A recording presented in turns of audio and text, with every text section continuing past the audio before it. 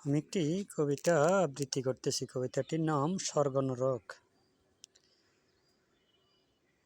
স্বর্গ নরক বেশি দূরে নয়, মানুষেরই সঙ্গ রয়, কাজের গুণে ফল ভোগ তাতে সবাই কয়।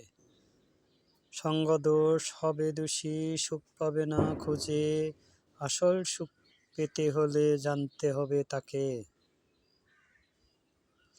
কি করিলে পাওয়া যাবে তালাশ করো যাকে, অন্য হয়ে খুঁজো তারে পেয়ে যাবে তাকে।